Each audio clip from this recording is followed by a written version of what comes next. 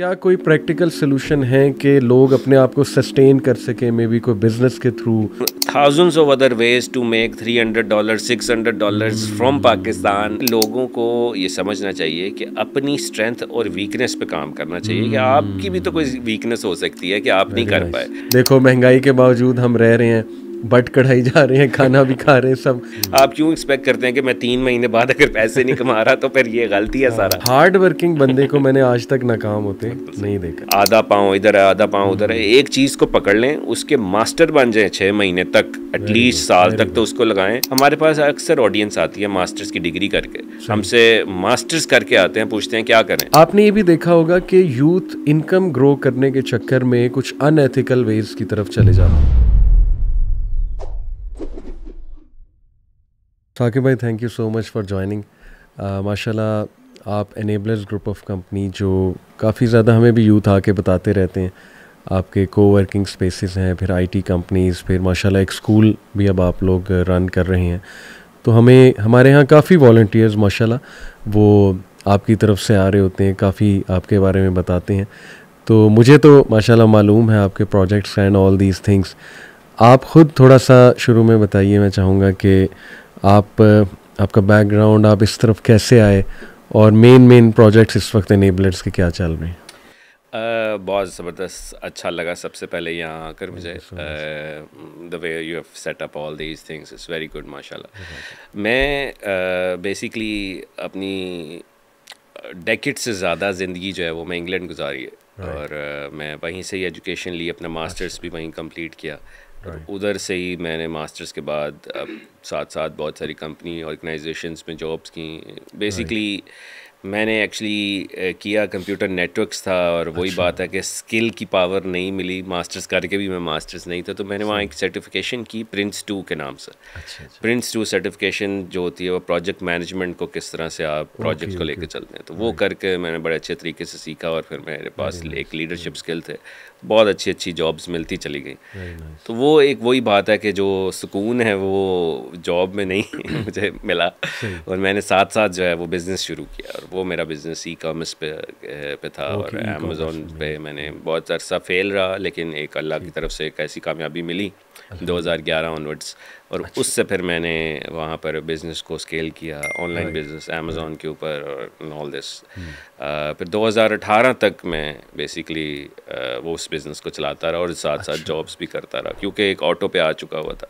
लेकिन उसके बाद फिर था कि इससे आगे क्या है, इससे आगे मुझे सिर्फ पाकिस्तानी नज़र आया। तो क्योंकि मेरे पेरेंट्स यहाँ पर थे, वो कहते थे कि हमने नहीं आना, लेकिन तुम भी ना हो, क्योंकि यहाँ हालात ख़राब हैं। वो हमेशा से यही है कि हालात ख़राब है तो तुम भी ना हो, क्योंकि यहाँ लूट लेंगे लोग और खा लेंगे एंड ऑल दिस। वो जो बड़ों की एक था रिस्पेक्ट। लेकिन still I decided to go against them and then moved back to Pakistan, कि मैंने आना है और मैंने आपके पास ही रहना है इधर। तो फिर मैं 2018 में यहाँ पर आकर एनेबलर्स को शुरू किया। Excellent, I can totally relate to you Saqib भाई, क्योंकि मैं भी यूएई में अमेरिकन कंपनी थी, वहाँ ऑयल एंड गैस फील्ड में था मैं। तो मैं भी 2011 में जॉब छोड़ कर आया था, और बल्कि शुरू में तो लोगों को यकीन नहीं आया था कि ये इस लेवल की जॉब छोड़ कर आ गए हैं, और लोग कहते थे इन्हें निकाला होगा, इन्होंने खुद नहीं छोड़ी ये जॉब। तो बाकी माशाल्लाह हमारे जो CEO राजा ज़िया भाई और बाकी भी स्पीकर्स हैं, वो सारे कहीं ना कहीं किसी कंट्री में जॉब कर रहे थे, फॉरेन लैंड्स में, और जॉब छोड़ कर आए। तो हमसे भी लोग सवाल करते हैं कि यार आप, मतलब लोग जा रहे हैं आप आ रहे हैं, ये क्या चक्कर है? तो आजकल के हालात को साकिब भाई आप कैसे देखते हैं? बड़ी एक मायूसी, और हमें भी बड़े सवाल आते हैं, आई एम श्योर आपको भी आते होंगे। एक फ्रस्ट्रेशन है, लोग कहते हैं कि बस यार इधर से निकल जाना है हमें, इधर कुछ नहीं अब रखा। जबकि मैं समझता हूँ कि शायद इससे टफ हालात हमने पहले भी देखे हुए, लेकिन व्हाट्स द रीज़न कि अब ऐसा इतना ज़्यादा? आपका क्या एनालिसिस है इस सारी सिचुएशन पे? आई थिंक सबसे पहले तो ये देखना चाहिए कि इस वक्त हालात क्या हालात हैं, कि पाकिस्तान में इस वक्त जो इन्फ्लेशन है वो मेरा नहीं ख्याल कभी पूरी हिस्ट्री में इतनी हुई है, जो कि 40% है, 41% है। लोग इससे भी ज़्यादा कहते हैं, लेकिन गवर्नमेंट की फिगर्स हैं 38-40, जिसका मतलब है कि आपके पास 1 लाख रुपया है तो आपके पास 60,000 रह गया, या 1 लाख की चीज़ बाय करते थे तो वो अब 1,40,000 की है। इसी तरह से 10 लाख आपके 6 लाख पे चले गए, या 10 लाख की चीज़ आपकी 14 लाख की हो गई, इस तरह से 16 लाख की। So this is how basically inflation is impacting. लेकिन लोगों की इनकम जो है वो उतनी की उतनी है। और जो एक्सपेंसिव चीज़ें जैसे बिल्स हैं एंड ऑल दिस, वो इतना ज़्यादा हो चुका है कि आपकी जो सेविंग्स थी वो बेसिकली लगने लग गई हैं। जिसके पास सेविंग नहीं थी वो तो उधार पे आ गया, जिसके पास सेविंग्स थी वो बेसिकली सेविंग्स। तो मकसद है कि एक तो ये सबसे बड़ी मायूसी है। दूसरी मायूसी है कि मुल्क के अंदर इस वक्त बड़ी एक पॉलिटिकल इंस्टेबिलिटी है कि लोग अब जिस लीडर्स को पसंद करते हैं, अगर वो नई लीडर है तो वो समझते हैं कि बेसिकली अब दुनिया ख़त्म हो चुकी है और this country is not for me. और जो दूसरी पार्टी को सपोर्ट करते हैं they are fine with this. So it's basically party systems की हद तक लोग मुल्क को प्यार करते हैं। मैं अक्सर ये देखता हूँ कि अगर जो बिजली के बिल जो ज़्यादा हुए हैं पिछले दिनों हम देख रहे थे, तो जो पार्टी इक़्तिदार में थी वो लोग इतना एहतजाज नहीं कर रहे। वो कह रहे हैं कि जी कोई बात नहीं, लेकिन जो इक़्तिदार में नहीं है वो लोग ज़्यादा एहतजाज कर रहे हैं। इसी तरह से जब उनके दौर में ऐसे होता था तो वो लोग नहीं एहतजाज करते थे और जो इक़्तिदार में नहीं होते। तो एक पार्टी सिस्टम है कि महंगाई हो भी रही हो तो जस्टिफाई कर देते हैं कि बेसिकली लेकिन अनफॉर्चुनेटली या फॉर्चुनेटली लोग मायूस इसलिए हो गए कि अब क्योंकि मुल्क में जब अनस्टेबिलिटी ना हो तो लोग ये समझते हैं कि अब किसी को पता नहीं है कि इलेक्शंस कब होने हैं, 3 महीने बाद होने हैं, 6 महीने, क्योंकि मुल्क तब चलता है जब लोग इन्वेस्टर्स मार्केट में तब होते हैं जब उनको पता हो कि ये अब गवर्नमेंट जो है ये रहेगी, बार बार चीज़ें चेंज नहीं होंगी। कोई भी मुल्क तरक्की करता है, अगर इंडिया को देख लें, अमेरिका को देख लें, यूरोप में कोई कंट्री उठा लें, बांग्लादेश उठा लें, आप देख लें उन्होंने क्यों तरक्की की है, क्योंकि उनकी जो गवर्नमेंट थी वो 5 साल 10 साल तो ज़रूर होने चाहिए एक किसी भी गवर्नमेंट को। यहाँ पे आप देख लें जब होता है तो वो हालात की वजह से, इंस्टेबिलिटी की वजह से जो यूथ है, क्योंकि अब सोशल मीडिया का इतना ज़्यादा दौर और इन्फ्लुएंस है एक दूसरे के ऊपर, तो वो जब एक बंदा अपनी मायूसी को लिखता है तो आगे कोई 50-60 लोग उसको पढ़ते हैं, वो भी समझते हैं कि मायूसी है। तो ये दौर ऐसा है, अब 50-60 लिखेंगे तो इसका इम्पैक्ट देखेंगे कितना ज़्यादा है कि अगर 1000 बंदा लिख रहा है वो मायूस है या तनकीद कर रहा है तो वो मुआशरा ही पर बेसिकली आगे एक चेन चलती जाएगी, क्योंकि इस दौर से बचा नहीं जा सकता। तो इसलिए मैं समझता हूँ कि जो इस इन्वायरमेंट में जो लोग मौजूद हैं और वो फिर समझते हैं कि जी हमारा हल है कि अब यहाँ से पाकिस्तान से जाया जाए, क्योंकि यहाँ पर हालात ऐसे हैं और लोग जो हैं इंस्टेबिलिटी का शिकार। बड़ी इंपॉर्टेंट आपने रीज़न मेंशन की कि इन्फ्लेशन 41% आपने कहा, यानी देखें इससे कंस्ट्रक्शन कॉस्ट भी ऊपर गई, बिजनेसेस हिट हुए, ऑब्वियसली लोगों के काम रुक गए, लोगों की सेविंग अब उस पर लगने लग गई, जिनकी सेविंग नहीं थी आपने कहा तो अल्लाह माफ़ करे उधार पे आ गए। तो मेरे पास भी जब कोई आता है साकिब भाई, मैं उसे बड़ा कायल करने की कोशिश करता हूँ कि यार नहीं, स्टिल हमारी वैल्यूज़ हैं, वैल्यू सिस्टम वाला नेशन है पाकिस्तान, यहाँ पे लोग रिलीजन से बहुत मोहब्बत करते हैं, it's one of the reasons to stay here, यहाँ काम करना बहुत आसान है रिलीजन को लेके। तो स्टिल मैं ना उसे कन्विंस नहीं कर पाता, even after giving so many reasons कि यहाँ फैमिली सिस्टम है, तो यहाँ के लोगों में रिजिलियंस बहुत है, देखो महंगाई के बावजूद हम रह रहे हैं, बट कढ़ाई जा रहे हैं, खाना भी खा रहे हैं सब, लेकिन नहीं, वो एट दी एंड वही बातें जो आप कह रहे हैं ना कि वो कहते हैं यार नहीं महंगाई इतनी होगी हम तो सड़क पे आने वाले। तो साकिब भाई क्या कोई सलूशन है? यानी माशाल्लाह आपका बड़ा प्रैक्टिकल काम है, आपकी कोवर्किंग स्पेस, फिर आपके पास बहुत प्रैक्टिकल नौजवान आते होंगे, बिजनेस आइडियाज़ शेयर करते होंगे, बड़ा कुछ। तो चलें, जॉब से अगर काम नहीं हो रहा, क्या कोई प्रैक्टिकल सलूशन है कि लोग अपने आप को सस्टेन कर सकें, मे बी कोई बिज़नेस के थ्रू, कोई ऐसे तरीक़ों के थ्रू जिससे क्विक मनी भी आ जाए और ये कि लोगों के मसले भी हल हो जाएं? देखें, क्विक मनी तो ज़िंदगी में कोई मेरा नहीं ख्याल, सवाए सिर्फ अगर आप इंटरेस्ट की तरफ चले जाएं या सूद की तरफ चले जाएं, तो आप कहें जी मैं बैंक में पैसे रखता हूं और महीने बाद आ जाएं, जो कि एक हराम चीज़ है। तो वो ही मैं समझता हूँ एक फ़िक्स्ड और क्विक मनी आपको गारंटी है। लेकिन जब आपने बिज़नेस करना है, आपने चीज़ों को स्टेबल करना है, तो मेहनत करनी होगी। तो इसीलिए हम लोगों को अब ये इनकरेज करते हैं कि पाकिस्तान में रह कर आप डॉलर्स या पाउंड्स में अर्न करें। आप देखेंगे इस वक्त जो पाउंड है, मैं देख रहा हूँ 408 रुपये का हो चुका है, राइट, और जो डॉलर है वो ब्लैक मार्केट में 323 या 325 रुपये का बिक रहा है। तो अगर हम $300 की बात करें या $325 की बात करें तो वो इस वक्त 1 लाख रुपया है, राइट, और 280 पाउंड जो है वो 1 लाख रुपया है। तो क्या आप कोई ऐसा स्किल सीख कर पाकिस्तान में बैठ कर अपनी सर्विसेज नहीं दे सकते? अगर आपके पास पैसे नहीं हैं या आप साथ साथ जॉब भी कर रहे हैं, साथ साथ फ्रीलांसिंग सर्विसेज भी दें। यहाँ पर आप देख लें, एक बच्चा डिग्री करता है 4 साल की, की जी। उसका जो रूट है वो ये है कि 4 साल की डिग्री के बाद वो इंटर्नशिप करता है किसी ऑर्गेनाइजेशन में, उसको मिलते हैं 10,000 15,000, 3 महीने वो वहाँ काम करता है। 3 महीने के बाद उसको अगर अच्छा काम किया है तो इंक्रीमेंट मिलता है, जो कि मेरे ख्याल में 30-40 तक चला जाता है फ्रेश बच्चा। फिर मिलता है इंक्रीमेंट, यूजली होते हैं कंपनी में साल बाद इंक्रीमेंट मिला तो आप 70-80 हज़ार रुपये पर मंथ पे आ गए 1 साल में।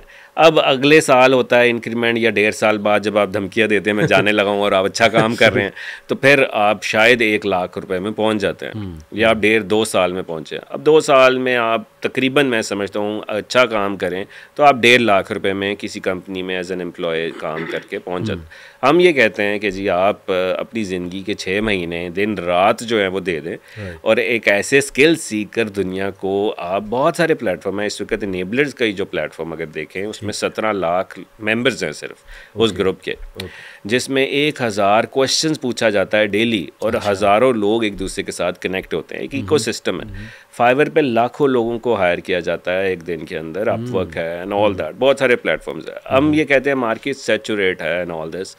आप देखिए इंडिया की एक्सपोर्ट जो है आईटी की वो है $200 बिलियन। सही। बांग्लादेश की एक्सपोर्ट है आईटी सर्विसेज की, मींस कि वो अपनी सर्विसेज देते हैं, वो है $44 बिलियन।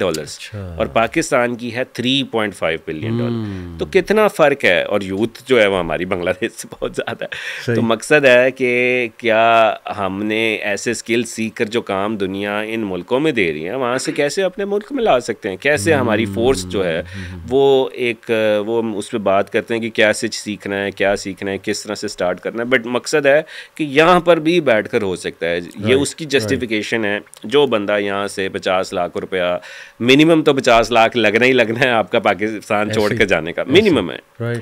तो आप यहाँ 5 लाख या 10 lakh maximum worst case scenario आपको बहुत ही ज़्यादा मेहनत करके अपने ऊपर खर्च कर लें, इस पर स्किल सीख लें, मैक्सिमम है ये। वैसे तो आपका आजकल यूट्यूब पे और यूडीमी में फ्री पड़ा है। मैं कह रहा हूँ कि चले 5 लाख रुपया वैसे ये रख लें कि ट्रैवलिंग पे मैंने किसी को वर्किंग स्पेस में 6 महीने साल जाना है, खाना पीना है, रहना है, और मेरी जॉब भी नहीं है बेसिकली, क्योंकि मैं फुल टाइम ये काम कर रहा हूँ और मैं नहीं कामयाब हुआ। तो आपके पास ये बैकअप प्लान है, क्योंकि घर का खर्चा भी तो चलाना है। तो आप क्या 5 लाख रुपया एक बैकअप रख कर, या कुछ अगर नहीं है वो बैकअप तो फिर कोई और घर चला रहा है, तो आप एटलीस्ट आप पे कोई डिपेंडेंट नहीं है। तो मेरा नहीं ख्याल कि आपको इतना बड़ा रिस्क लेना चाहिए। मैं वहाँ रहा हूँ, और मैं अगर अभी किसी को कहता हूँ कि अगर आपके बच्चे हैं तो कभी ना जाइएगा उधर, क्योंकि बच्चे ख़राब हो जाएंगे। मैंने वहाँ पे अपनी आंखों के सामने बच्चों को ख़राब होते देखा, हमारे सामने बहुत हैं। मैंने अपनी आंखों के सामने देखा है कि वो अपने फादर और पेरेंट्स से, जो बड़ों से जिस तरह से बिहेव करते हैं बच्चे, तो इंसान कहता है कि मेरी दुनिया की सारे पैसे ले लो लेकिन मेरे बच्चों को वापस उस तरबियत पे ला जाओ। कितने बच्चे मैंने अपनी आंखों के सामने देखे और रोना आता है जी। और ये तभी रियलाइज़ होगा जब आपके बच्चे वहाँ पे बड़े होंगे, जब आपकी उस एनवायरनमेंट में बड़े होंगे। अभी तो शायद आपको अच्छा लग रहा हो। मैं कहता हूँ कि ज़रूर बाहर जाएं, देखना ज़रूर चाहिए। बेसिकली आप अगर 20 साल के हैं, 22 साल के हैं, यंग है, तो आपको ज़रूर एक्सपोजर मिलता है, कंपैरिजन करने का मौका मिलता है, कम्युनिकेशन अच्छी होती है, पता लगता है दुनिया कहाँ जा रही है। यहाँ तो ऑब्वियसली आप एक ही इन्वायरमेंट में आप फिक्स हैं, लेकिन ये मत छोड़ कर जाएंगे जी मैंने पाकिस्तान वापस आना ही नहीं है। तो हम एक जज्बाती बयान ज़रूर दे सकते हैं कि जी हाँ, घर ख़राब हो तो घर छोड़ कर नहीं चला जाता है, घर को ठीक करते हैं। आई नो, बट आपकी भी जिम्मेदारी नहीं है कि घर ठीक करें।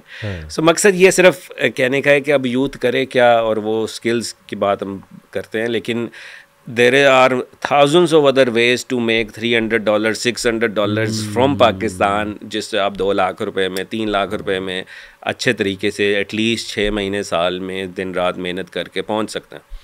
बहुत ही प्रैक्टिकल साकिब है, आपने बात की। देखें पूरी कैलकुलेशन के 50 लाख तो कम से कम है आपका, अगर आपने कनाडा या यूके तो शायद इससे भी ज़्यादा है। तो क्यों ना, अगर आपके पास पैसे हैं ही कुछ निकलने के, तो आप एक प्लान बनाएं, थोड़ा सा टाइम दें अपने आप को। May be something is not working for you, और आप थोड़ा सा स्ट्रैटेजी चेंज करें, प्लान और बनाएं। वो हदीस भी आती है ना साकिब भाई, देखें कि अल्लाह के नबी सल्लल्लाहु अलैहि वसल्लम ने फरमाया कि अगर तुम चिड़ियों की तरह अल्लाह पे तवक्कल करो कि वो सुबह निकलती हैं, ये नहीं है कि बैठी रहती हैं, निकलती हैं, आप निकलो। और फिर अल्लाह के नबी ने फरमाया कि शाम को वो पेट भर के वापस आती, तो आपको ज़रूर अल्लाह सुब्हानहू व तआला वैसे ही देगा। तो हमारा मसला साकिब भाई ये जो मैंने यूथ में देखा कि हम ना एक ही चीज़ पे फंसे होते हैं कि यहाँ से कमाना है, या ये मिसाल के तौर पे अमेज़ॉन से उसने कमा लिया तो अब मेरा भी लिखा हुआ है कि मैंने भी यहाँ से ही कमाना, जबकि हो सकता है आपका किसी और चीज़ में लिखा हो। तो आपने जो बताया ना कि थोड़े से पैसे सेव करके लगा लो एक जगह और ट्रेनिंग्स ले लो या आ जाओ उस जगह, लोगों से मिलो, देखो, ट्राई करो, क्या पता अल्लाह सुब्हान तआला ने आपका रिज़्क जो है वहाँ लिखा हो। तो very practical and very hopeful. Saqib भाई, लेट्स से यूथ को ये कहा जाता है कि जी ये करो और वो करना शुरू कर देते हैं, मुख्तलिफ़ चीज़ें ट्राई, लेकिन आपने ये नहीं देखा कि हमारी यूथ में जल्दबाजी बहुत आ गई है, उन्हें फ़ौरन से क्विक रिज़ल्ट्स चाहिए और क्विक रिज़ल्ट्स ना मिले तो वो बैड माउथ भी करने लग जाते हैं, मे बी जिससे वो सीख रहे हैं उसको, या डिस्ग्रंटल हो जाते हैं और कहते हैं कि नहीं वाकई कुछ नहीं रखा यहाँ पे। तो ये मिजाज भी तो बढ़ता जा रहा है।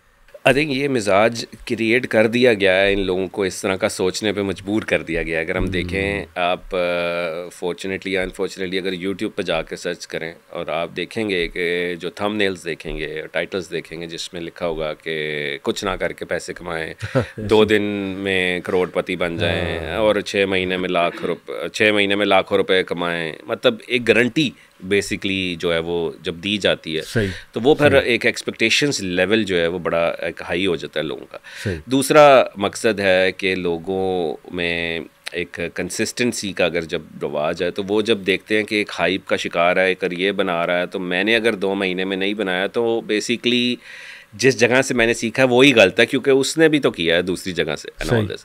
तो मकसद है कि लोगों को ये समझना चाहिए कि अपनी स्ट्रेंथ और वीकनेस पे काम करना चाहिए कि आपकी भी तो कोई वीकनेस हो सकती है कि आप नहीं कर पाए। आप कभी किसी एक नॉर्मल इंसान से पूछिए कि आप अपनी स्ट्रेंथ और वीकनेस लिखिए एक पेपर पे, अगर वो लेफ़्ट साइड पे अपनी स्ट्रेंथ लिख रहा है तो स्ट्रेंथ में ज़रूर बहुत सारी चीज़ें लिखेगा, जी मैं ये हूँ, मैं वो हूँ, मैं ये कर सकता हूँ and all this. But weakness की बात आएगी तो वो सोचेगा ज़रूर कि ये तो मैंने कभी सोचा ही नहीं था कि मेरी क्या वीकनेस है, मेरी कम्युनिकेशन कैसी है, मेरी प्रेजेंटेशन कैसी है, मेरी इंग्लिश कैसी है, मेरी राइटिंग स्किल्स कैसी है। तो वो ये चीज़ें जब उसको नहीं आती होंगी तो वो ऑब्वियसली लैग करेगा। तो असल मकसद है जब भी किसी की सक्सेस को देखें उसके पीछे ये देखें कि उसकी स्ट्रगल क्या है। आप दुनिया में कोई भी सक्सेसफुल इंसान को उठा लें, वो कोई ऐसा बंदा नहीं है जिसने स्ट्रगल नहीं की, जिसने रातें नहीं जागी, जो रातों को उठ के नहीं रोया। मेरा नहीं ख्याल कोई ऐसा बंदा आपको मिलेगा जो वो तो वही है फिर जो इसने विरासत में ले लिया तो ले लिया। अगर विरासत के बगैर किसी ने अपने आप को बनाया है तो आप देख लें, हिस्ट्री उठा लें, कोई आपको ऐसा बंदा नहीं। तो आप क्यों एक्सपेक्ट करते हैं कि आपको स्ट्रगल नहीं आएंगी? आप क्यों एक्सपेक्ट करते हैं कि मैं 3 महीने बाद अगर पैसे नहीं कमा रहा तो फिर ये गलती है सारा, क्योंकि 3 महीने वाली ये चीज़ें हैं नहीं। 3 महीने एक आपको बेसिक कॉन्सेप्ट देता है, अंडरस्टैंडिंग देता है और फिर जुड़े रहना है, प्रैक्टिकल काम कर रहा है। 6 महीने, कोई 6 महीने कामयाब हो रहा है, कोई 7 महीने। बड़ी अच्छी एग्जांपल है कि हर इंसान की अपनी अलग टाइमलाइन है। वो जो बड़ा मैं यूट्यूब फेसबुक पे पोस्ट अक्सर ये चीज़ की देखता हूँ कि 25 साल की उम्र में अगर कोई CEO बन जाता है, वो 30 साल में वफात भी पा जाता है, और कोई 45 साल में CEO बनता है तो वो 80 साल तक जिंदा भी रहता है। ये अल्लाह ताला की तरफ से टाइम लाइन है। तो लेकिन वो एक बनाया गया मेरे ख्याल में ये, लेकिन ये एक लॉजिक फिट ज़रूर करती है कि आपकी टाइम लाइन शायद अभी अल्लाह, अगर वही आपकी बात है, अल्लाह पे तवक्कल है कि आपको अगर ये यकीन है कि मैं जो ये काम कर रहा हूँ शायद अभी मेरी टाइम लाइन अल्लाह के हुक्म से नहीं आई, अल्लाह ताला मुझे अभी नई कामयाबी देना चाहता, मैं अभी अगर कामयाबी आ भी जाए तो शायद मैं सह ना पाऊँ, तो अल्लाह के हुक्म से शायद मुझे कामयाबी भी थोड़े अरसे बाद मिलनी। जब ये आपके ज़हन में होगा तो आप, मेरा ख्याल है, कंसिस्टेंट रहेंगे, ना कि आप ये इधर उधर की हाइप का शिकार होकर सिर्फ कभी आधा पाँव इधर है आधा पाँव उधर है। एक चीज़ को पकड़ लें, उसके मास्टर बन जाएँ 6 महीने तक, एटलीस्ट साल तक तो उसको लगाएं। हमारे पास अक्सर ऑडियंस आती है मास्टर्स की डिग्री करके, हमसे मास्टर्स करके आते हैं, पूछते हैं क्या करें। तो मेरा उनसे क्वेश्चन है कि मास्टर्स करके भी किसी चीज़ में मास्टर नहीं है आप, तो फिर ये कहाँ का मास्टर है?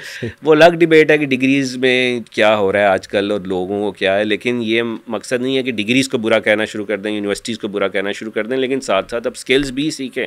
ये नहीं हो सकता कि आप बस डिग्री से निकल कर आप कहें कि जी this is it for me. Unfortunately this is not the environment. Very nice. मेरे पास एक साकिब भाई इंजीनियर आया, केमिकल इंजीनियर थे, तो काफ़ी परेशान थे बेचारे और कोई 1.5 साल से जॉब नहीं लग रही थी उनकी। तो मैंने उनसे पूछा आप क्या किया है ग्रेजुएशन के बाद? कहते हैं मैंने बहुत इंटरव्यूज़ दिए, नहीं सक्सेस मिला। तो कहता मैं अभी भी देता रहता हूँ। मैंने उससे पूछा अच्छा चलें, आपकी जॉब नहीं हो रही थी, आपने बीच में क्या किया? तो ही सेड कि मैंने ट्यूशन्स पढ़ाई, ट्यूशन भी मैथ की पढ़ाई, तो चले अंडरस्टैंडेबल है, थोड़ा बहुत शायद पॉकेट मनी निकालना चाह रहे थे या फ्रस्ट्रेशन होती तो उससे बेहतर है बंदा कुछ कर ले। इसी तरह उन्होंने कहा मैंने फ्रीलांसिंग की, मैंने जो है ना वो ये बिज़नेस ट्राई करना शुरू किया वगैरह वगैरह। तो मैंने उन्हें साकिब भाई कहा कि देखें बहुत अच्छा था कि आप ना अपनी फील्ड रिलेटेड कुछ सर्टिफिकेशंस मे बी कोई डिप्लोमा मज़ीद इसमें कुछ और करते। हो ये रहा है कि आपने दूसरी चीज़ों में टांग अड़ा दिया, अपनी फील्ड को मास्टर नहीं किया, और इंटरव्यूज़ में जब आप जाते हैं तो अपनी फील्ड ऑब्वियसली भूले होते हैं क्योंकि आप दूसरे चीज़ों में लग गए। तो वो अगले जो इंटरव्यू लेने वाले हैं वो भी ज़ाहिर है ये देखते हैं ना कि इसने अपनी फील्ड में, चलो अगर अनएम्प्लॉयड भी था तो क्या किया है, तो आपके पास कोई ख़ास ठोस जवाब नहीं होता होगा तो फिर रिजेक्शन ही आनी है। तो ये बिल्कुल वही आपके वाली बात है कि यार 6 महीने कम से कम मास्टर तो करो ना अपने आप को उस चीज़ में, ताकि तुम्हारे पास एक सॉलिड ग्राउंड हो खड़ा होने का। तो साकिब भाई ये बड़ी चीज़ें आपने बताई कि इस तरह से वो अपने इनकम को ग्रो कर सकते हैं, बट आपने ये भी देखा होगा कि यूथ इनकम ग्रो करने के चक्कर में कुछ अनएथिकल वेज की तरफ चले जाते हैं। तो as per your experience, your exposure, इस वक्त वो क्या अनएथिकल वेज हैं जो यूथ, आप, मैं चाहूँगा आपकी ज़बान से उन्हें नसीहत जाए।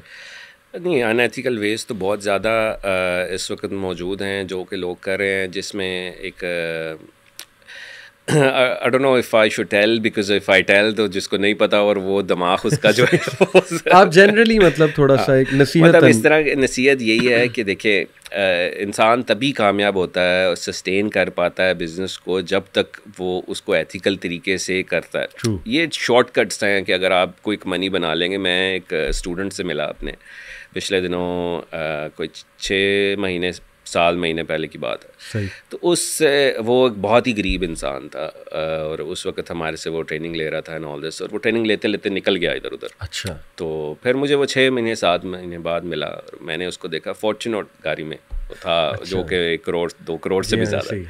तो मैं एक शौक हुआ उससे, मैंने उससे पूछा कि आप ये कैसे, और आपने तो हमें बताया भी नहीं कि किया क्या।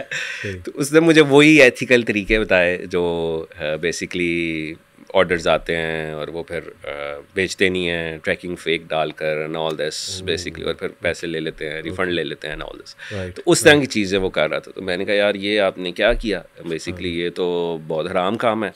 और कहते हैं जी साकिब भाई आप मेरी जगह होते तो आपको अंदाज़ा होता, मेरी बहनों की शादी होने वाली है, मेरे घर में खाना नहीं था, मेरे पास यही था क्विक पैसा बनाने का कि मैंने अनएथिकल, जो भी मैं भी समझता हूँ ये गलत है, इंशाल्लाह मैं अब जाऊँगा उम्रा करने और अल्लाह ताला से माफ़ी मांगूंगा कि जो मैंने किया है।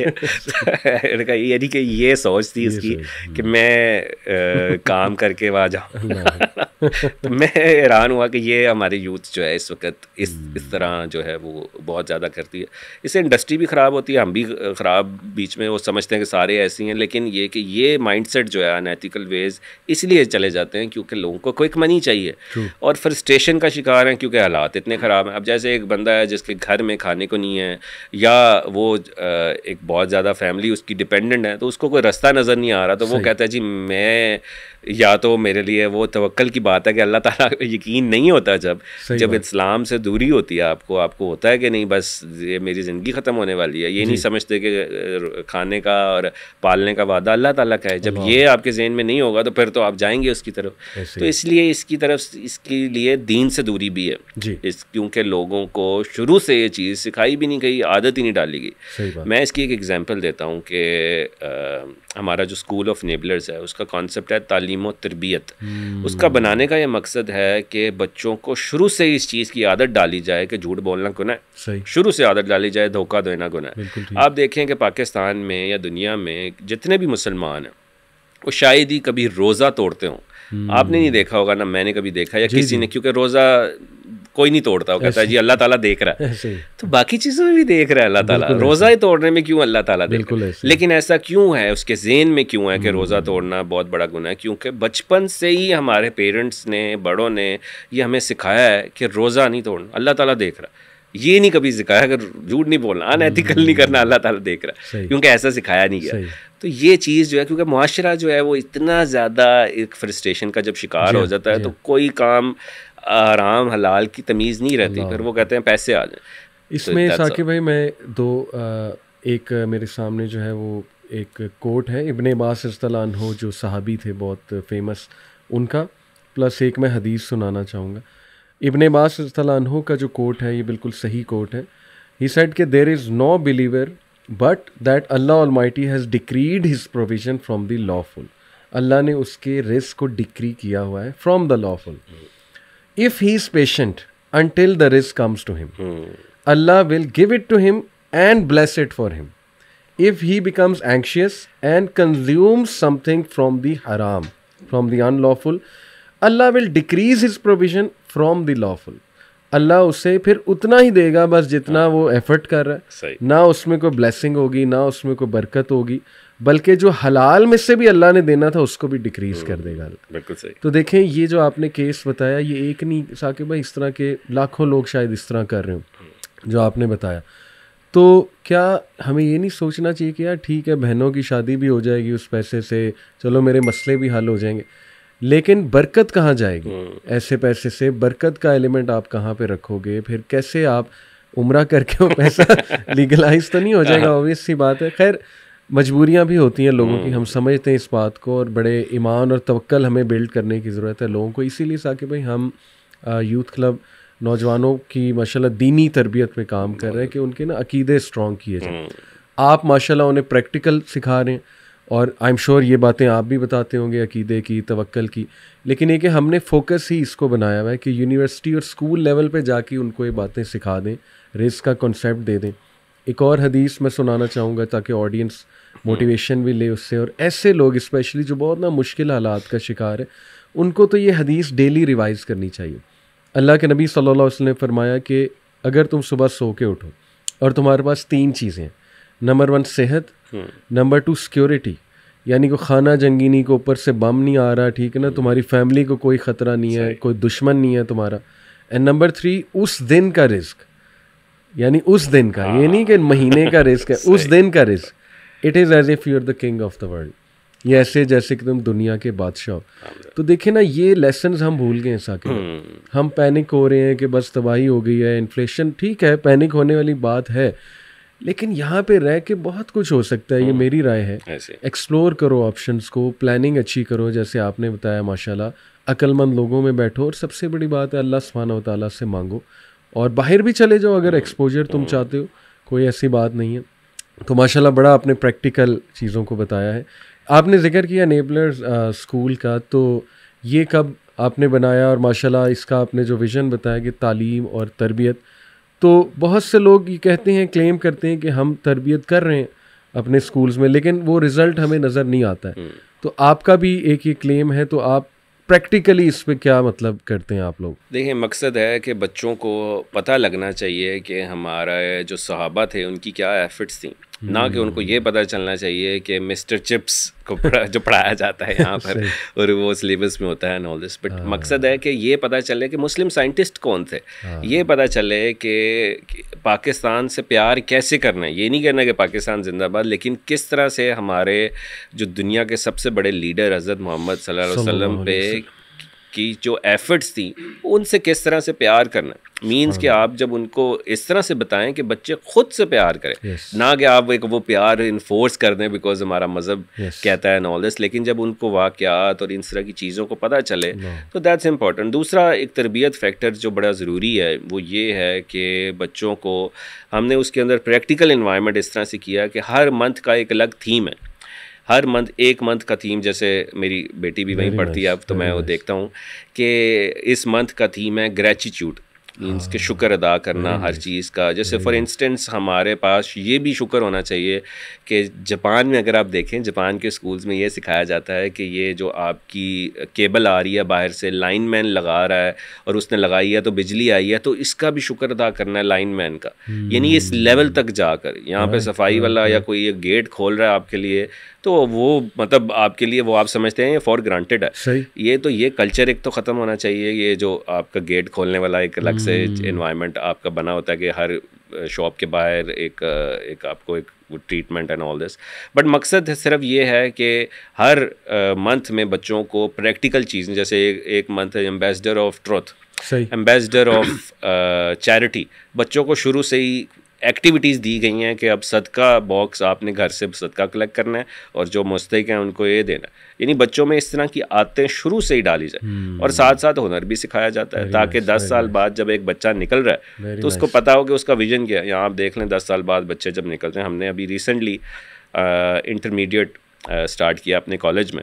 अच्छा। And I was giving speech to the students जो आए थे स्कूल से, and I was shocked to see कि लोगों को पता ही नहीं कि क्यों आए हैं, क्या वजह है, क्या नहीं। और जो हमारे स्कूल के बच्चे थे वो उनसे ज़्यादा बात कर रहे थे अच्छे तरीके से और एक विजन डेवलप हो रहा है। तो मकसद है कि बच्चों को जब शुरू से चीज़ें बेस्ड बनती है वही उसको सारी ज़िंदगी उसकी आदत रहती है। वही वाली बात है रोज़ा तोड़ने वाली कि अगर शुरू से उसको पता चल रहा है कि झूठ नहीं बोलना, सदका देना है, वैल्यू क्या होती है, ग्रेटिट्यूड क्या होता है, सारी चीज़ें जब ये आप बेसिकली जब अपने बच्चों को शुरू से सिखाएंगे तो ये नहीं है कि आप पेरेंट्स नहीं कर रही है कि we are helping the parents as well. तो it's a win win and we also doing तरबिया टू द पेरेंट्स कि वी डोंट वांट कि बच्चे स्कूल में आए, स्कूल में एक 2-3 बजे तक वहाँ मौजूद हैं, घर जाएं तो घर लड़ाइयाँ हो रही हैं, घर एक डिफरेंट इन्वायरमेंट है, घर एक अलग सा ही माहौल है। तो वो फिर समझता है कि मैं ये तो मतलब कौन सा असल क्या है कि सुबह क्या था शाम को क्या है। सही बात। तो मकसद है कि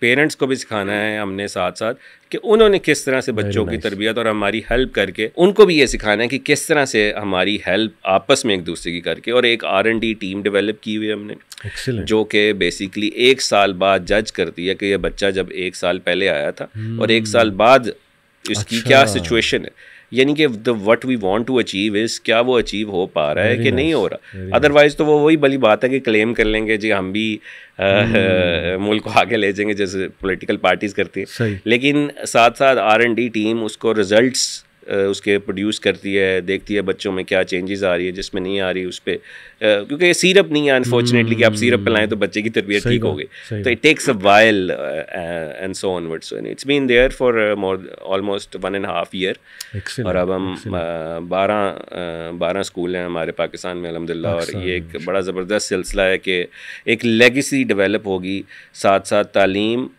और हुनर एंड एज वेल एज तरबियत। एक्सीलेंट। मैं आपको कुछ अपना एक्सपीरियंस बताता हूँ साकिब भाई। मैं स्कूलिंग सिस्टम्स के साथ तकरीबन 8-9 साल रहा। स्किल में सबसे ज़्यादा टाइम गुजारा है मैंने 5 साल। आपके वहाँ चाचू के भतीजे आपके वहाँ से हैं माशाल्लाह, उनका टीचर भी था मैं। तो इसी तरह मैंने डिफरेंट स्कूल्स के सिलेबस करिकुलम को बड़ा डीपली देखा है। हमारी इस्लामिक स्कूल फेडरेशन एक ऑर्गेनाइजेशन भी, ऑल इस्लामिक स्कूल फेडरेशन, उसमें इस्लामिक स्कूल्स का तो बहुत क्लोजली मैंने देखा है माशाल्लाह। कि मैं ट्रेनिंग्स के लिए भी जाता रहता हूँ गवर्नमेंट स्कूल्स में। अल-हुदा इंटरनेशनल को बहुत क्लोजली मैंने देखा है जो इस्लामाबाद में रन कर रहे हैं। तो जो नॉर्मल स्कूल्स हैं इनके अलावा मैं बात अभी करूँगा, फिर मैं इस तरफ आता हूँ। मैंने कुछ प्रॉब्लम्स साकिब भाई देखी हैं कि हमारे जो स्कूल्स हैं ना उनकी सोच, मतलब उनके जो ओनर्स हैं या डायरेक्टर्स हैं ना, they are not willing to train their people. पहली प्रॉब्लम मैंने ये देखी, यानी दे आर नॉट कन्विंस्ड कि ठीक है इनकी ट्रेनिंग की इतनी क्या ज़रूरत है और सैलरीज भी बहुत कम है। यानी वो लोग वहाँ पे शायद पढ़ा रहे हो एज टीचर्स के जिनको कोई और जॉब नहीं मिली, टू बी ऑनेस्ट। एक मुझे ये प्रॉब्लम नज़र आई। दूसरा, they are not convinced to hire some people. जैसे आपने कहा ना R&D टीम बैठी हुई है, ये मतलब वो हम उन्हें सजेशन देंगे, वो कहेंगे ये क्या है, इसकी ज़रूरत क्या है, यानी एट द एंड टीचर ही देख लेगा कि उस बच्चे में चेंज है।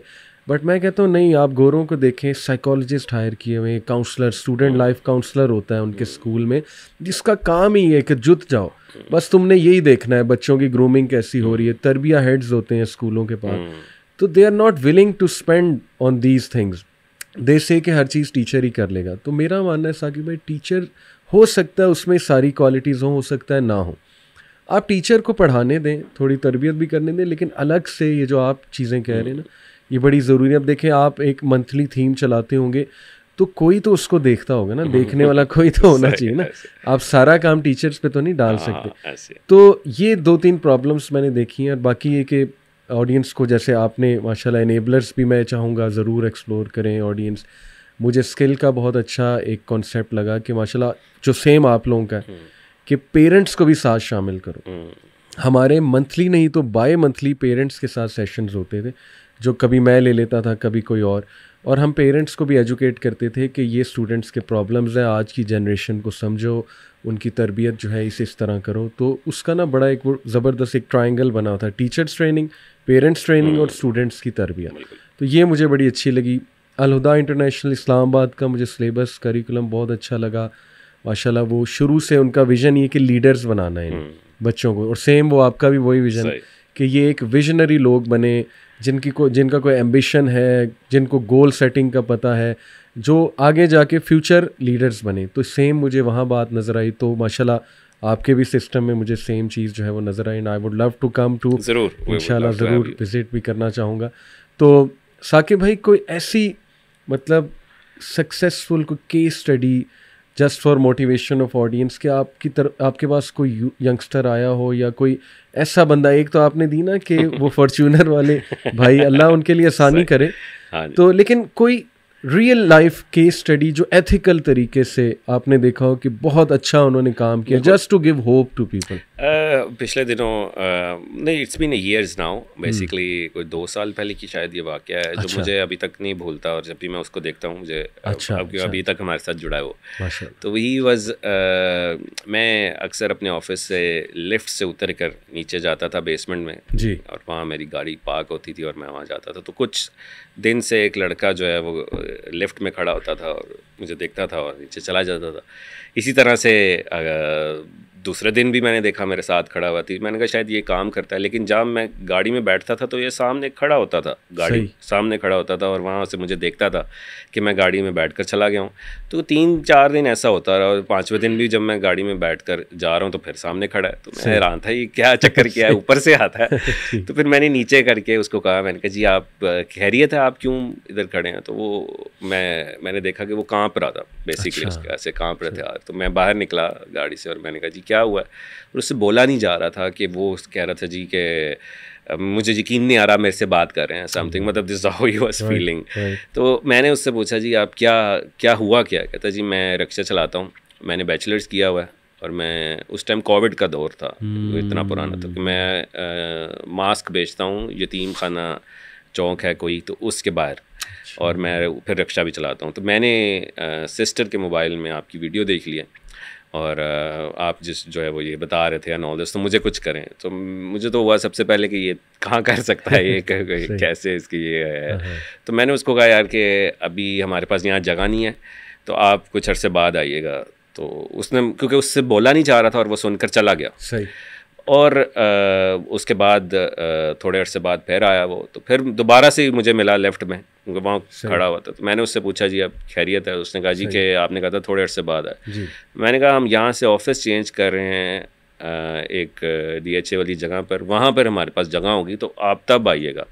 तो उसने कहा तब तक मैंने कहा आपके पास लैपटॉप है, लैपटॉप में जाकर वीडियोस देखें। तो उसने कहा मेरे पास लैपटॉप भी नहीं है। तो मैंने मोबाइल पे देखी, तो मैं बड़ा हैरान हुआ कि यार ये मतलब क्या बेसिकली कर रहा है। तो फिर मैंने डिसाइड किया कि let me give him a laptop, because मुझे प्योर जेन्युइन केस लगा कि इतने अरसे से मेरे साथ था, और उसका हुलिया भी ऐसा था कि you can clearly see, and then we end up giving a laptop to him. Very nice. उसके बाद वो लैपटॉप लेकर जब हमारा ऑफिस शुरू हुआ दूसरा DHA में, तो हमने उसको कोवर्किंग स्पेस में जगह दे दी, और वहाँ वो मुसलसल रोज़ आता, वहाँ सीखता, 6 महीने तक अड़ा रहा, कुछ भी नहीं बेसिकली। दिन रात काम मैं देखता था, लगा होता था हर वक्त, और अल्लाह की तरफ से बस वो जो है उसने सीख लिया उसको, और आहिस्ता आहिस्ता इतना एक्सपर्ट होता गया चीज़ों में कि मुझे याद है उसने कहा जी आज मैंने $10 कमाए हैं, फिर उसने कहा मुझे 20 कमाए हैं, फिर 30, 40, 100, 200, 300, $1000 तक पहुंच चुका। और फिर मुझे सबसे बड़ी खुशी ये हुई कि उसने मुझे पिछले दिनों अपनी बहन की शादी का कार्ड भेजा जब।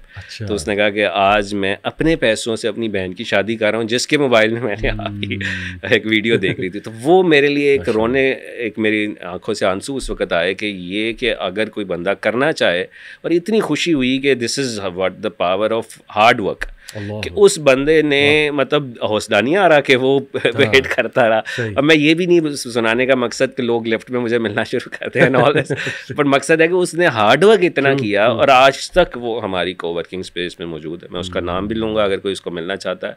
His name is Ali Hasan and is based there, और कुछ 2-2.5-3 सालों से वहाँ पर मौजूद है, और बड़ा एक अच्छा लड़का है। बट ऑब्वियसली यंग सा लड़का है, गलतियाँ होती हैं इंसान से, तो ज़रूर ऐसे लोग जो हैं जो मेहनत करना चाहते हैं उनको ज़रूर सपोर्ट करना चाहिए। इनको सिर्फ डायरेक्शन चाहिए, और ये डायरेक्शन जब इन लोगों को मिले तो ये I think they can win the world cup. सही, ज़बरदस्त, वेरी मोटिवेशनल माशाल्लाह। मैं ऑडियंस को कुछ ना रिस्क के हवाले से आयात भी सुनाना चाहूँगा और कुछ प्रैक्टिकल तरीके रिस्क बढ़ाने के, और ये जो जिनकी आपने बात है अल्लाह इनके रिस्क में इजाफा भी करें। और आपकी ये जो बात थी ना साकिब भाई के हार्ड वर्क, अल्लाह का रूल है ये। मेरे एक टीचर थे GIK में, तो हमें कैलकुलस और ये सारे मैथ्स के सब्जेक्ट्स उन्होंने पढ़ाए, अल्लाह उनकी मग़फ़िरत करें, कोविड के दौरान फ़ौत हो गए।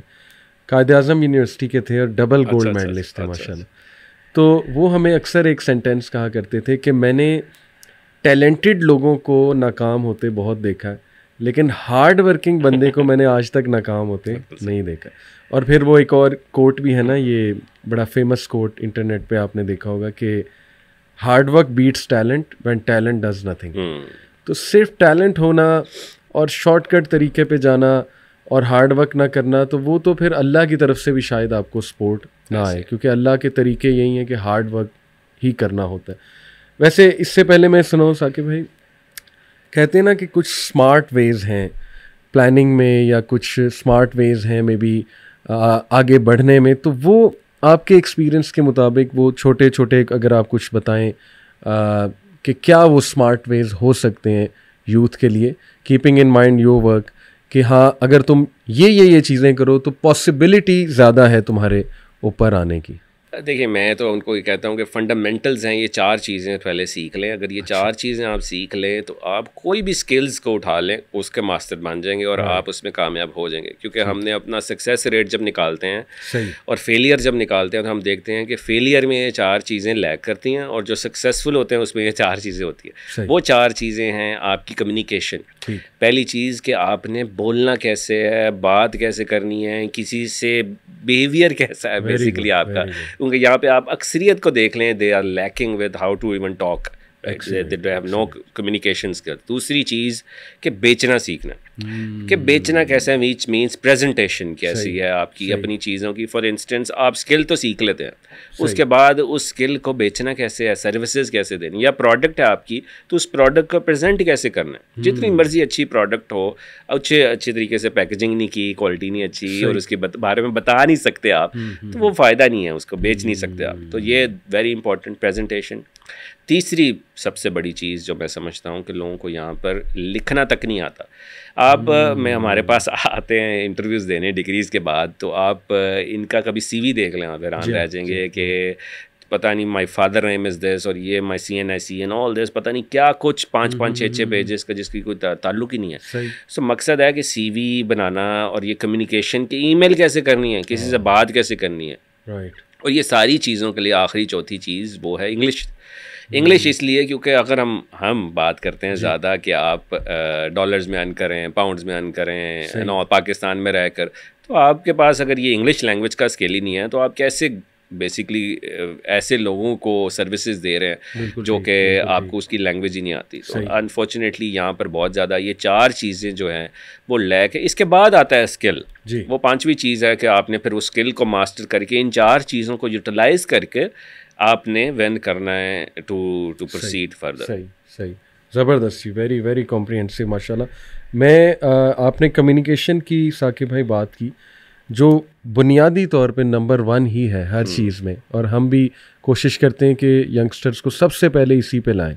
और माशाल्लाह मेरी एक वर्कशॉप है communication styles from the Quran में साकिब भाई सुभान अल्लाह, अल्लाह ने इतनी मतलब डेप्थ है कुरानिक वर्ड्स में, डिफरेंट कम्युनिकेशन स्टाइल्स हैं, जस्ट सच एज कौलन सदीदा, कौलन लय्यिना, कौलन मारूफा। तो ये कौलन सदीदा में देखें साकिब भाई, सीधी बात करना, सच्ची बात करना, ट्रक की बत्ती के पीछे न लगाना लोगों को, जो हमारी आदत है पाकिस्तानी। हमें ना नो करना आता है, ना हमें यस करना आता है। हम बस बहाने आए बाएं शाएं करके ना अगले को लगाते रहते हैं, हाँ हाँ हो जाएगा हो जाएगा, फिर इंशाल्लाह को हमने मजाक बनाया। जब इंशाल्लाह कहे तो आपको होता है वो। तो यकीन करें, मैं पर्सनली बता रहा हूँ साकिब भाई, इस चीज़ ने मुझे बहुत हेल्प किया ग्रो करने में। कौलन सदीदा, देखें आपने नो करनी है there are ways to say no, you should say no, ताकि अगला बंदा आगे बढ़े। ठीक है, आपने यस करनी है तो there are many ways to say yes, आप यस करें, लेकिन ये काम ना करें। ठीक है, और खरी बात हम इसका समझते हैं कि बदतमीज़ी करना या मुंह पे मारना अगले के बाद, जबकि कुरान में इसका ये मतलब नहीं है कि मुंह पे किसी के बात मारो। मतलब ये कि टू द पॉइंट बात हो, don't beat around the bushes. और ये चीज़ प्रोफेशनली हम ले आए, सोचे हमारी ईमेल्स में सीधी बात हो, टू द पॉइंट बात हो, हमारी क्लाइंट के साथ कौलन सदीदा हो, जो हम कर सकते हैं हम कहें हम कर लेंगे, जो नहीं कर सकते उसे सच बता के टाइम बाय कर लें मे बी, लेकिन उसको ट्रक की बत्ती के पीछे न लगाएं, जो मैंने आपको कहा। तो ये माशाल्लाह बहुत ज़बरदस्त आपने जो है वो बात की। है। इसमें मैं थोड़ा सा ऐड करना चाहूँगा कि इन टर्म्स ऑफ इन चीज़ों में, जैसे आपने कहा क्लाइंट को and all this, commitment is very very important. क्योंकि हम अक्सर ये देखते हैं कि पाकिस्तान में, मैं स्पेशली ये देखता हूँ कि जिस दिन आपने डिलीवरी देनी है या प्रोजेक्ट डिलीवर करना है, एक दिन पहले नहीं, उसी दिन या बिल्कुल थोड़ी देर पहले कि ये मसला पड़ गया घर में या ये चीज़ हो गई, they people do not want to hear all these excuses कि मुझे ये मसला पड़ गया। प्रोफेशनलिज्म ये होता है कि if you have taken any commitment तो वो आपने करनी है। और मैं हमेशा ये कहूँगा कि कामयाबी का राज है कि अगर आपने अपनी रिप्यूट बनानी है, तो अगर आपको कोई, आप 1 दर्जन, आपके 12 नहीं होने चाहिए, 1 दर्जन आपके 15 होने चाहिए। अगर आपको कहे 1 दर्जन सेब दे दें तो आपने 15 देने हैं उसको, क्योंकि आप ओवर डिलीवर करेंगे तो ही बेसिकली नेक्स्ट टाइम भी आपको आएगा। ये साइंस और ये एक थ्योरी ये कहती है कि आपके 60% एग्जिस्टिंग जो नए लोग जो आते हैं वो आपके 60% एग्जिस्टिंग क्लाइंट्स की तरफ से आते हैं। That's how it works. अगर आप उनको खुश कर दें तो वो basically bring you more people for you in your own circle. और ये साकिब भाई कुरान और हदीस में एहसान का कॉन्सेप्ट है, going out of the way, doing something extra, excellence के लेवल पे जाके काम करना। मैं एज ए टीचर देखा है कि मैंने स्टूडेंट्स को एक असाइनमेंट दी। अब 2 तरह के स्टूडेंट्स होते हैं, एक वो कि पेज फाड़ा असाइनमेंट की और पकड़ा दी, एक होते हैं कि A4 पेज लिया नीट एंड क्लीन, वो मार्जिन्स लगाए, फिर वो मार्कर्स यूज़ किए, ज़बरदस्त आंसर लिखे, फाइल में बंद करके मुझे दिया। अब आप सोचें कि मैं किन स्टूडेंट्स को ज़्यादा जो है वो ज़ाहिर है आइंदा से उनको कोई टास्क दूंगा। ऑब्वियसली उनको जिन्होंने एहसान से किया। तो ये भी बड़ी ही क्विक एफिशिएंट टिप आपने बताई कि देखो 12 का दर्जन ना हो, ज़्यादा हो। जैसे वो हाफिज जूस कॉर्नर वाले का बड़ा मशहूर है ना कि छोटी गिलासी फ्री, बड़े के साथ छोटी गिलासी फ्री। तो आप देखें लोगों को खुश करेंगे, ये तो अल्लाह का भी हुक्म है कि जो लोगों की मदद में लगा रहता है अल्लाह उसकी मदद में लगा रहता है, जो लोगों को खुश करता है अल्लाह उसे खुश करता है, जो लोगों के लिए आसानी पैदा करता है अल्लाह उसके लिए करता है। इसी में मैं एक वाकया सुनाना चाहूँगा कि मैं हमेशा ये कहता हूँ कि आप जब कामयाब हो जाएं तो अपनी ईगो को, क्योंकि यहाँ पर आप अक्सर देख लें जो बंदा अमीर हो जाता है या कामयाब हो जाता है उसकी ईगो ऐसी हो जाती है कि उससे बड़ा इंसान है कोई नहीं। तो मकसद है कि कामयाबी का राज है कि एक हाथ आपने सीनियर का पकड़ना है और एक हाथ जूनियर का पकड़ना है कि उसको भी सपोर्ट दे रहे हैं। मैं एक वाकया, I don't know it's true और not, but I heard about this कि एक रेस्टोरेंट में एक इंसान जो है बाहर बैठा होता है जो अफोर्ड नहीं कर सकता, तो वो अक्सर देखता है कि रेस्टोरेंट के अंदर जब रश होता है तो अंदर चला जाता है, अंदर जाकर बैठ जाता है और जैसे ही वो खाना खाता है और रश मज़ीद बढ़ता है तो फ़ौरन बाहर आ जाता है पैसे दिए बगैर। तो मुसलसल 4-5 दिन इस तरह से करता है और उसके जो वेटर्स होते हैं वो वेटर्स अपने ऑनर को बताते हैं कि सर इस तरह से बाहर से एक बंदा आता है और वो एकदम निकल जाता है, आज उसको पकड़ना है। उसने कहा बिल्कुल नहीं पकड़ना, मैं पहले दिन से जानता हूँ कि वो इंसान आता है और बिल दिए बगैर चला जाता है। तो उन्होंने कहा ऐसे क्यों, हम तो खाएं तो आप पकड़ लेते वो आता है तो ऐसा क्यों है? उसने कहा जी इसलिए कि बाहर बैठ कर हो सकता है उसके नसीब का हमें मिल रहा हो, क्योंकि उसकी दुआ है कि अल्लाह ताला इस रेस्टोरेंट में रश इतना करे कि इनको पता ही ना चले और मैं वहाँ रश से निकल आऊँ और हो सकता है कि वो दुआ जो उसकी निकली हो। तो मकसद है कि ये नहीं कहने का, इसका मकसद है कि ये मत कहें कि मैं स्ट्रगलिंग की हेल्प करूँगा तो मेरे से कुछ आगे ना चला जाए। हो सकता है आपको उसके नसीब का मिल रहा हो और उसके नसीब के थ्रू ही आपकी तरक्की इतनी हो जाए कि आप जो आपका एक हाथ स्ट्रगलिंग पे है उसको सपोर्ट कर रहे हैं, उसी की बेस पे आप कामयाब है, क्योंकि वही दुआएं दे रहा है आपको कि अल्लाह जिसके साथ जुड़ा हूँ वही कामयाब रहे और अल्लाह ताला उसकी सुन रहा है। क्या बात है जी, क्या बात है, ट्रू। मैं अब कुछ आयात रखता हूँ ऑडियंस के भी सामने कि मोटिवेशन ले इससे। देखें सबसे पहली बात तो ये है कि रिस्क लिखा होता है और ये सही बुखारी से कॉन्सेप्ट वाज़े है कि जब बच्चा बिल्ड हो रहा होता है माँ के पेट में तो जिब्राइल इस्लाम आते हैं 40 दिन बाद है गालिबन, या 4 मंथ्स बाद है, तो वो उसकी रूह जब फूंकते हैं तो साथ में 4 चीज़ें लिखी जाती हैं, डिसाइड होती है, उसमें रिस्क भी है। यानी जो ओवरऑल रिस्क है वो उस टाइम पे डिसाइड हो जाता है, उसका सस्टेनेंस। हाँ, अब ये उस पर डिपेंड करता है वो सस्टेनेंस वो कैसे ले, ये उसकी चॉइस है। फिर ये कि कभी वो सस्टेनेंस में से कुछ हिस्सा ज़्यादा मिल जाएगा, कभी कम मिल जाएगा। इसको मैं साकिब भाई एक्सप्लेन करता हूँ principle of conservation of energy के उस हवाले से कि देखें, there are different types of energies but overall energy conserved है, उसकी वैल्यू एक ही है। कभी वो काइनेटिक एनर्जी बन जाती है, कभी पोटेंशियल, कभी केमिकल पोटेंशियल, कभी कोई एनर्जी, थर्मल एनर्जी वगैरह वगैरह। तो आपके रिस्क के डिफरेंट तरीके हो सकते हैं कि आप हासिल करो रिस्क को, और कभी ज़्यादा आ जाएगा, कभी फरावानी आ जाएगी, कभी अल्लाह हाथ खींच लेगा। हाथ खींचने की वजह के वापस आ जाएं, तौबा कर लें, सीखें कुछ, ठीक है, मे बी अल्लाह आपको ग्रो करना चाह रहा है। तो ये बहुत क्रिस्टल क्लियर ना हमें मुसलमानों को पता होना चाहिए एटलीस्ट कि रिस्क बन जाने वाला है और उसने लिखा हुआ है। कुछ लोग साकिब भाई इतनी मेहनत करते हैं उस मकाम पे नहीं पहुंचते। कितने प्रॉपर्टी डीलर्स हैं जिन्होंने शायद मलिक रियाज जितनी मेहनत की हो, लेकिन देखें अल्लाह ने उनके हिस्से में लिखा हुआ था। तो ये एक पहली चीज़। दूसरा देखिए, ये आयत बड़ी इंटरेस्टिंग है, ये है जी सूरह रात की आयत नंबर 26 है। अल्लाह कहते हैं कि वल्लज़ीना सबरू, वो लोग जो सब्र करने वाले हैं। देखिए सब्र का तज़किरा पहले है और आपकी बातें शुरू से आप यही कह रहे हैं कि देखें इसमें सब्र है। एकदम से आप कहें जी क्विक सब कुछ हो जाए तो दैट इज़ नॉट पॉसिबल। और वो सब्र किस चीज़ में करते हैं? सीकिंग द रिज़्क of their lord, the countenance of their lord and establish prayer. साथ बता दिया कि वो अक़ामुस सलाह, वो नमाज कायम करते हैं। और वनफ़क़ू मिम्मा रज़क़नाहुम, हमारे दिए में से वो खर्च करते हैं। किस तरह? सिर्रा व अलानिया, सिर्रन व अलानिया, सीक्रेटली एंड पब्लिकली। और अगली क्वालिटी क्या बताई? व यदरऊना बिल हसनति सय्यिआ, और वो बुराई को अच्छाई से रिपेल करते हैं। यानी उनकी डीलिंग्स, आपने कहा डीलिंग्स अच्छी होनी चाहिए, तो वो डीलिंग्स अपनी बहुत अच्छी रखते हैं। तो फिर उनके लिए बहुत रिस्क है और उनके लिए आखिरत में एक बहुत अच्छा घर है। आप देखें कि सारा कूजे को समंदर में बंद करने वाली बात है। अल्लाह ने बता दिया कि नमाज है, नमाज से रिस्क बढ़ता है। नमाज जो है वो तुम्हें बहुत सी चीज़ों में चेक रखेगी। फिर ये है कि वो सब्र करने वाले हैं, सब्र करते हैं। फिर ये कि वो स्पेंड करने वाले हैं, सीक्रेटली और ओपनली दोनों स्पेंड करने वाले। और फिर ये कि वो एहसान करने वाले लोग हैं, यानी रिपेल करते हैं गुडनेस को, ईवल को गुडनेस के साथ। और कुछ तरीके क्विकली मैं बताता चलूँ इस्लामिकली रिस्क बढ़ाने के तरीके, क्योंकि साकिब भाई मेरा जो पर्सपेक्टिव है, जितना मैंने पढ़ा है, हमारा बर्नआउट से ज़्यादा बरका बेस्ड कल्चर है।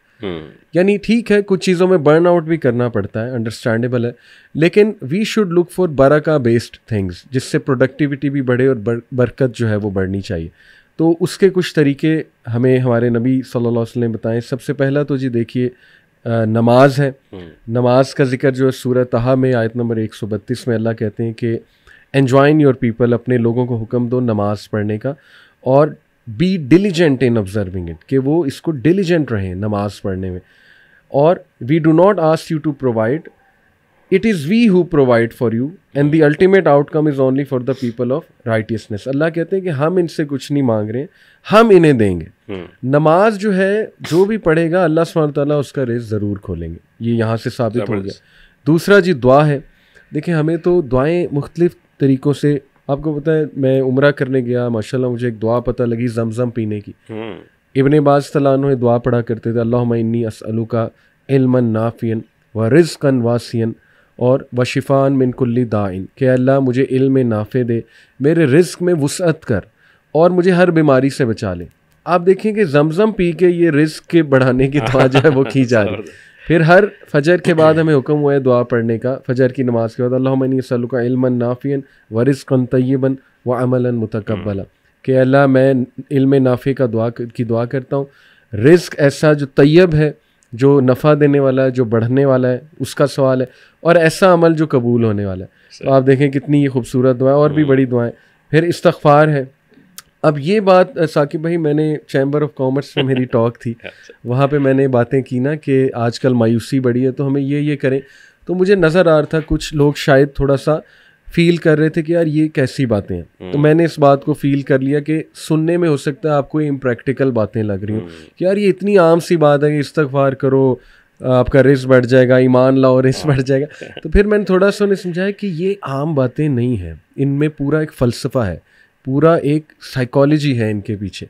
यानी देखें ना, इस्तगफार करने वाला बंदा हम्बल ही होगा, साबिर ही होगा, उसमें अल्लाह वो एट्रीब्यूट्स डाल देंगे जो रिक्वायर्ड है आजकल के हालात का मुकाबला करने के लिए। तो ये है जी सूरह नूह की आयत। इसमें अल्लाह सुब्हानहू ताला हज़रत नूह अलैहिस्सलाम को इंस्ट्रक्शन देते हैं और हज़रत नूह आगे अपनी कौम को इंस्ट्रक्शन दे रहे हैं। हज़रत नूह कहते हैं फ़कुल तस्तग़फ़िरू रब्बकुम इन्नहु काना गफ़्फ़ारा, कि है मेरी कौम के लोगों अल्लाह से इस्तग़फ़ार करो, बेशक अल्लाह बहुत माफ़ फरमाने वाला। युरसिलिस समा अलैकुम मिदरारा, इसका रिज़ल्ट क्या है कि वो आसमान से बरसाएगा तुम पर मिदरारा, यानी बहुत अबेंडेंट रेन, बहुत ज़्यादा रेन। और वयुमदिदकुम बि अमवालिम, और इजाफा करेगा तुम्हारे माल में। सबसे पहले अमवाल का जिक्र है, माल का। वह बनीन, तुम्हारी औलाद में। वयजअल लकुम जन्नातिन, और तुम्हारे बागात में, जो तुम्हारे खेती बाड़ी है, इरिगेशन है, उसमें। वयजअल लकुम अनहारा, और अल्लाह रिवर्स खोल देगा तुम्हारे आगे। अब ये देखें सारे दुनियावी फ़ायदे। तो ये इस्तग़फ़ार कितनी पावरफुल चीज़ है। और लास्टली जी सिला रहमी, इसमें हदीस आती है, अल्लाह के नबी सल्लल्लाहु अलैहि वसल्लम ने फरमाया कि जो इंसान अपना रेस बढ़वाना चाहता है तो फिर वो सिला रहमी करे। आप देखें साकिब भाई, लोग कह रहे हैं हमने बाहर चले जाना है, बाहर जाके ख़ानदानी निज़ाम से तो आप गए, आप जो है वो अपनी फैमिली से दूर चले गए, चले आप कहते हैं नहीं नहीं हम वापस आते रहेंगे। व्हाट्स दी गारंटी आपकी फर्स्ट जनरेशन वापस आएगी? व्हाट्स दी गारंटी सेकंड आएगी? वो तो वहीं शादियां कर लेंगे, फिर वो वहीं के रह गए, तो कौन सी सिला रहमी। ठीक है, तो ये बड़ा क्विक मेथड है अपना रिस्क बढ़ाने का, कि जो ऐसे रिश्तेदार जो कड़वे हैं उनको मिलते रहो अल्लाह के लिए, खैर के लिए, चाहे वो जिस भी तरह की नेचर के हैं। ये नहीं कि बिल्कुल ही उनके साथ जुड़ जाएं, ऑब्वियसली टॉक्सिक लोगों के साथ जुड़ा भी नहीं आता, लेकिन अल्लाह के लिए माफ़ करते हुए कोई मदद कर दी उनकी, कोई उनको चैरिटी दे दी, अगर आपके पास कुछ पैसे आ गए हैं तो यकीन करें इससे अल्लाह इतना खुश होते हैं कि उस बंदे का मज़ीद रिस्क भी बढ़ाते हैं, उसकी उम्र भी बढ़ाते हैं। और लास्टली जो आपने माशाल्लाह जो आपकी थीम चल रही है ग्रैटिट्यूड, सूरह इब्राहीम की आयत है, अल्लाह सुब्हानहू तआला कहते हैं लाइन शकर तुम वला अज़ीदन्नकुम, कि तुम मेरा शुक्र अदा करो, मैं तुम्हारे रिस्क में बहुत इजाफा करूँगा, मैं तुम्हारी नेमतों में बहुत जो है वो इजाफा करूँगा। तो देखें, it is the need of the times आके भाई कि ये बातें मतलब इतना बताएं लोगों को कि वो समझ जाएं कि यार वाकई हम ना भूले हुए थे लेसन्स, बेसिक लेसन, हमारा ईमान हिला हुआ था। तो माशाल्लाह ये मैंने कहा आपके साथ जो है वो शेयर करूं। और लास्टली साकिब भाई, I will like to ask you कि माशाल्लाह being a professional and may Allah give you more success, माशाल्लाह आप ये कैसे बैलेंस करते हैं, मतलब लाइफ को, आजकल बड़ी फास्ट लाइफ है, हाउ डू यू बैलेंस दीन एंड दुनिया एंड ऑल दीज थिंग्स? दीन को भी मैं बड़ा स्टडी करता हूँ। I always use to read all the जो हिस्ट्री है हमारी इस्लाम की, उसको मुझे बहुत अच्छा लगता है पढ़ना, कि किस तरह से ये सारा हुआ। हज़रत मूसा की हिस्ट्री, हज़रत इब्राहीम की, ओबियसली हमारे नबी की तो प्रायोरिटी पे होती है, लेकिन सारी जो पिछली हिस्ट्री पढ़ना, हज़रत यूसुफ की एंड ऑल दिस, उसमें कहीं ना कहीं लेसन्स जो हैं वो ज़रूर मिलते रहते हैं। And I really enjoying doing it. मुझे ये बहुत एक इसमें एक तो मज़ा भी आता है और दूसरा इसमें मुझे पता भी चलता है कि क्या हुआ बेसिकली हमारी हिस्ट्री में, जो कि जानना बहुत ज़रूरी है। और ये बहुत इसलिए ज़रूरी भी है क्योंकि जो आपको लोग फॉलो कर रहे होते हैं और आपके जो लोग होते हैं, जैसे बच्चे हैं, आज की जो यूथ है, उसको तो आप लोगों ने ही बताना, क्योंकि हम उनके लिए एक रोल मॉडल है। और ये कि हम ये देखते हैं कि किस तरह से हम उसको आगे ट्रांसफ़र कर सकें इस नॉलेज को, क्योंकि आजकल के बच्चों को आप पूछ लें कि कुछ लोगों को तो बेसिक्स भी नहीं पता कि मैं इवन कुछ ऐसे बच्चों को पता है जिनको कलमा भी नहीं आता अनफॉर्चुनेटली। ये इस मुल्क में हम रहते हैं पाकिस्तान में, और ये कि 6 कलमे एक आप पूछ लें कि कितने लोग हैं जिनको 6 कलमे आते हैं बहुत कम है।